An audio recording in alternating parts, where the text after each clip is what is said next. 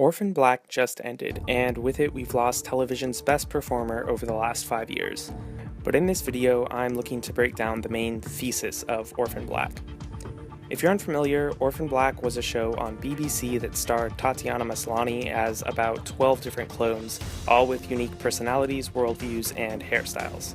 But it's their worldviews that are central to the point I want to make. Each of the main clones, Sarah, Cosima, Allison, Helena, and Rachel, has a particular ideology that they follow and archetypes that they fit into. But the show mainly is about how strict adherence to particular ideologies can be destructive.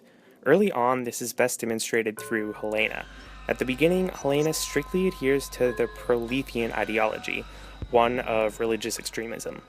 This leads her to believe that she is the original and that it's her God-given duty to murder her genetic derivatives.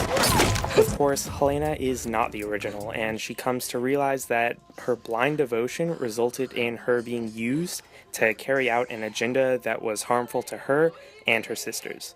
I followed you from Mother's house. I shot you! You were dead! You were dead! Yes, you did. It's a miracle.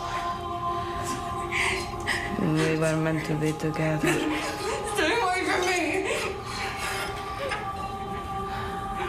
Please, Sestra. I need your help. Don't send me back. I was married.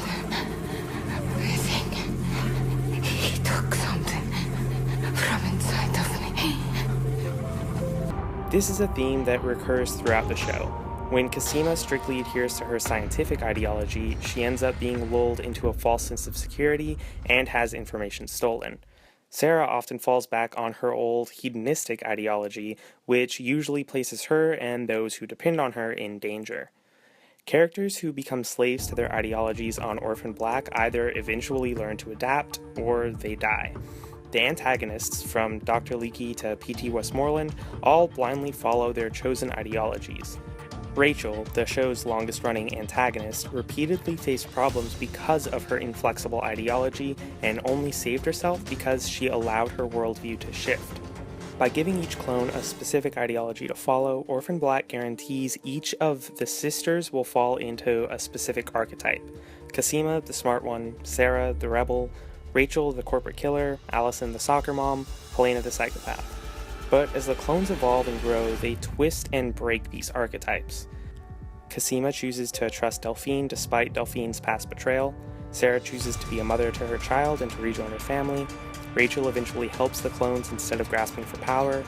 Allison tortures her husband. Helena becomes a mother and a sister. As the clones break their archetypes, they break their ideological systems as well. This is what makes each character multidimensional and what gives each one an arc throughout the series. If each character remained steadfast in their ideological worldview, they wouldn't have lasted a week.